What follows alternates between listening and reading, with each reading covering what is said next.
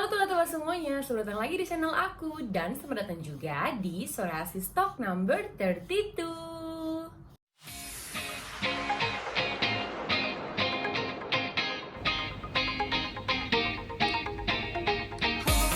Halo teman-teman semuanya, selamat datang lagi di Psoriasis Talk. Pada episode kali ini, aku bakalan ngebahas tentang pengalaman aku dengan psoriasis kulit kepala. Karena ada beberapa sahabat-sahabat psoriasis yang request, Audi, tolong dong ceritain pengalaman kamu. Gimana sih kamu akhirnya bisa keluar dari masalah psoriasis kulit kepala. Karena kan yang kamu tahu, ini adalah salah satu jenis psoriasis yang umum banget ya. Kayak banyak banget dan hampir kayak semua orang tuh udah pernah atau sekarang sedang mengalami psoriasis kulit kepala itu sendiri. Jadi hari ini aku bakal sharing aja dan juga berbagi tips and trick gimana caranya aku bisa keluar dari psoriasis kulit kepala pada waktu itu. Yang penasaran jangan di skip videonya ya, nonton terus sampai habis. Jadi awalnya aku kena psoriasis kulit kepala itu tuh berawal di awal-awal perjalanan aku dengan psoriasis. Karena aku awalnya kena kan di 2013-an akhir-akhir gitu kan.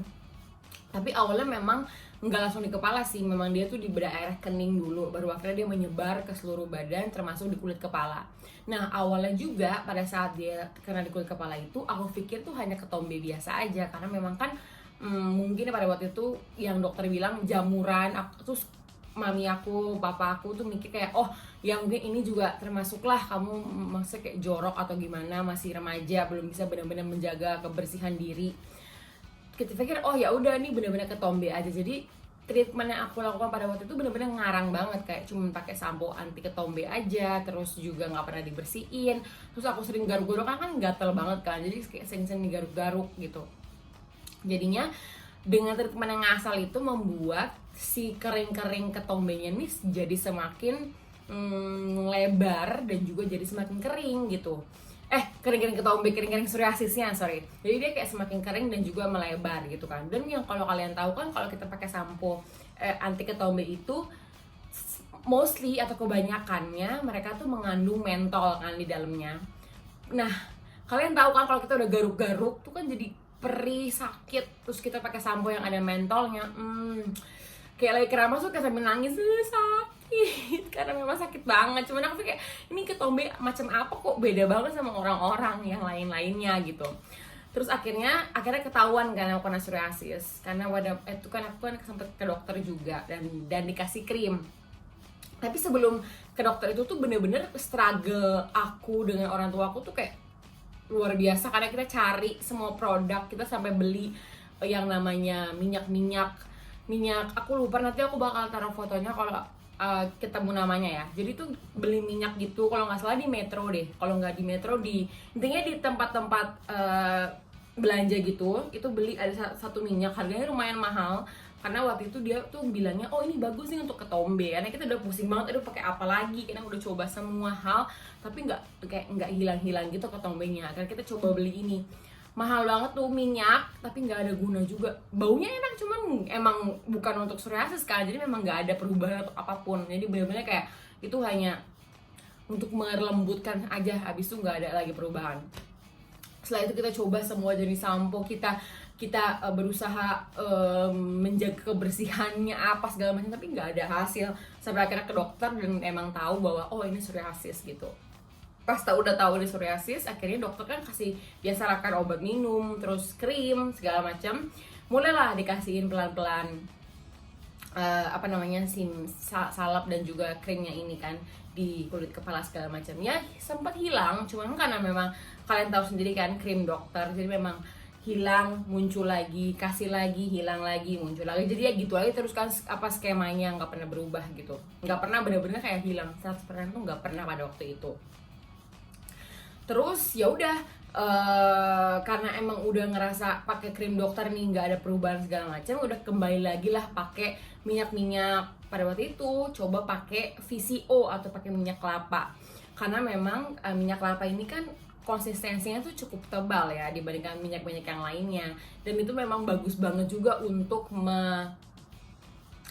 membuat kulit kepala tuh menjadi lebih lembab dibandingkan minyak yang lainnya. Jadi akhirnya kita putuskan untuk ya udah kita coba aja yuk pakai minyak kelapa. Jadi kayak setiap malam dulu itu mami aku tuh ngebersihin kulit kepala aku pakai si VCO itu minyak kelapa dipijit-pijit, karena kan memang udah menyebar banget ke seluruh kepala. Dan kalian tahu kan kalau udah nyebar terus lebar kering banget tuh bakalan kayak kepala tuh jadi pusing ketarik, soalnya memang terlalu lebar dan terlalu ketat kepala, jadi kayak gitulah, jadi kayak susah untuk bernapas juga jadi susah karena kan keras kepalanya, jadi juga suka kena sakit kepala. Akhirnya setiap malam sebelum tidur tuh dibersihin, dipijit-pijit segala macam, baru paginya dia angkatin baru akhirnya keramas. Tapi setelah keramas pun ya balik lagi dia, cuman ya udah, maksudnya lebih entengan lah dibandingkan sebelumnya. Ntar malamnya lagi atau besokannya baru dibersihin lagi gitu. Jadi itu adalah rutin aku hampir setiap hari kayak dilakukan terus menerus selama beberapa bulan. Terus habis itu ya udah, akhirnya gimana Audi kamu bisa keluar dari psoriasis kulit kepala? Sebenarnya juga aku nggak tahu pastinya sebenarnya gimana, karena pada waktu itu bener-bener pada saat aku udah stop ke dokter. Memang sih kan setelah yang 2014 ke 15 kan memang di 15 tuh bener-bener aku lagi parah-parahnya banget dengan steroid dan segala macamnya. Efek-efeknya baru mulai keluar kan, yang keluar semua nanah-nanah, keluar semua keparahan-keparahan di tubuh, seluruh badan tuh nggak ada sisa yang kulit tuh nggak ada, semua tuh psoriasis gitu kan. Akhirnya aku stop kan steroid, stop obat dokter, dan bener-bener 100% coba herbal aja. Ya udah, bener-bener coba herbal aja. Akhirnya lama-kelamaan psoriasis yang di kulit kepala nih menurut aku adalah salah satu yang paling cepat sembuhnya dibandingkan bagian tubuh yang lainnya gitu. Dan setiap kali aku kumat-kumat yang baru-baru aja ini pun juga jarang sekali, bahkan nggak pernah lagi ada psoriasis kulit kepala. Baru sekarang aja nih muncul dikit-dikit, tapi itu pun juga dikit aja gitu, nggak yang kayak macam dulu lagi, puji Tuhannya gitu ya, nggak parah kayak yang dulu. Sekarang kayak cuma di bagian depan aja sedikit, terus kayak di bagian deket kuping belakang, bagian sini, gitu-gitu aja gitu kan. Kalau dulu kan benar-benar satu kulit kepala gitu kan, gitu sih. Jadi memang aku nggak tahu juga sebenarnya kayak spesifiknya gimana bener-bener aku bisa keluar dari itu. Cuman aku pikir karena mungkin kayak tubuh aku sendiri kan udah 5 tahun nih kan terbiasa dengan kayak herbal aja, terus juga pakai krimnya juga nggak ada mengandung steroid segala macam, terus kayak dibersihinnya juga cuman pakai VCO atau minyak kelapa aja gitu, terus pakai sampo-nya juga cuma pakai sampo bayi aja. Jadi mungkin karena itulah jadi kayak akhirnya terbiasa mungkin sampai akhirnya bisa lepas dari yang namanya psoriasis kulit kepala gitu. Terus banyak juga yang tanya, Audi produk apa aja yang kamu pakai nih? Kalau untuk membersihkannya sebenarnya sih bebas ya, mau pakai minyak apapun tuh bisa. Karena kenapa aku rekomendasi ini minyak dibandingkan krim, karena kalau minyak itu tuh lebih melembabkan kulit kepala kalian. Karena kalau pakai krim itu, apalagi pakai Nivea, itu tuh Nivea Soft ya, itu tuh bakalan cuma sebentar aja. Yang kalian tahu kan Nivea Soft itu kan konsistensinya tuh kan rendah atau biasa aja gitu kan, gampang terserap ke kulit badan. Dan kalau kalian applyin si Nivea Soft ini itu ke kulit kepala kalian, itu juga bakalan cepet aja gitu loh keserapnya. Jadi nggak bakal bener-bener melembabkan. Kecuali emang kalau kalian cuma mau pakai kayak lagi di luar, terus malas pakai minyak, mau pakai aja sedikit-dikit, ya itu juga nggak apa-apa gitu. Cuman kalau emang lagi di rumah nggak ngapa-ngapain, cuma pengen santai-santai aja, aku saranin lebih pakai minyak. Aku pakainya VCO oil gitu, minyak kelapa, itu bagus banget, baunya juga enak, karena kan baunya bau-bau kelapa gitu kan. Terus dia rich banget, konsistensinya tuh bener-bener tebel banget, jadi enak banget untuk melembabkan kulit kepala kalian gitu. Pakai minyak lainnya boleh. Ada yang tanya, Audi boleh nggak pakai minyak zaitun, boleh nggak pakai minyak apa sih, kemiri?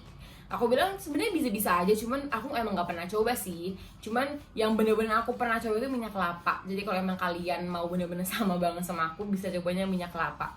Sebenarnya minyak kemiri itu juga bagus, karena kan minyak kemiri ini kan juga sekalian menumbuhkan rambut kan. Jadi memang kalau mau coba minyak kemiri pun juga kayaknya oke, cuman aku nggak yakin ini konsistensinya setebal minyak kelapa gitu.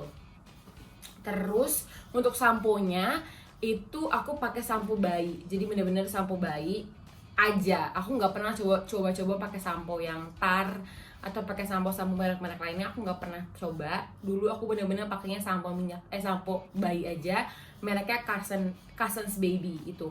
Sebenarnya mau pakai merek-merek lain pun boleh, mau pakai yang Johnson Baby atau mau pakai merek-merek luar negeri, mau pakai apa itu sebenarnya bisa-bisa aja. Cuman pada waktu itu karena memang yang paling gampang dicari itu yang Cousins dan murah juga kan harganya, jadi aku pakai Cousins Baby aja gitu.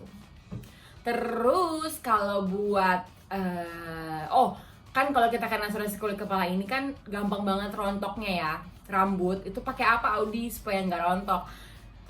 Sebenarnya aku waktu itu juga masih struggle, sampai hari ini pun juga rontok masih lumayan lah, tapi udah nggak separah dulu.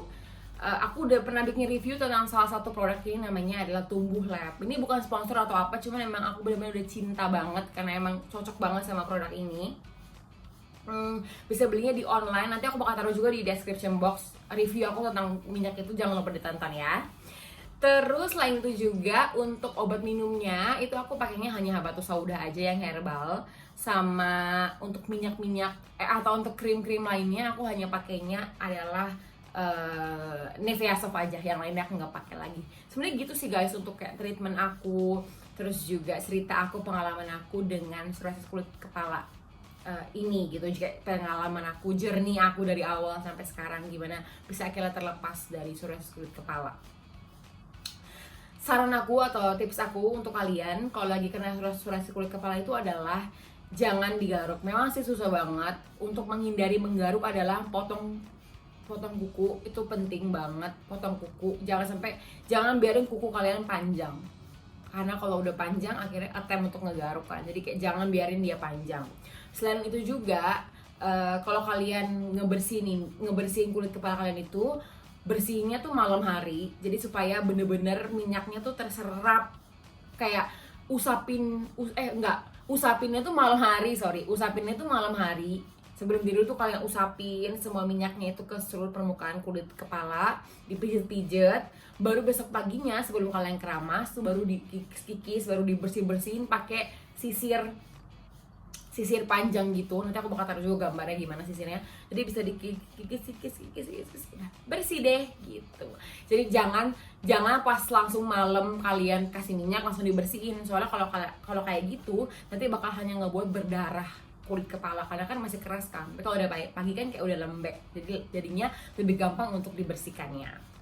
Selain itu juga kalau keramas jangan pakai air yang terlalu panas karena bakal ngebuat kering kulit kepala kalian. Jadi kalau bisa keramasnya pakai air yang dingin aja supaya lebih nyaman juga lah kalian gitu. Kayaknya sekian dulu guys untuk video aku ngebahas tentang pengalaman aku dengan psoriasis kulit kepala. Semoga video kali ini bisa membantu kalian semua yang lagi berjuang menghadapi psoriasis kulit kepala.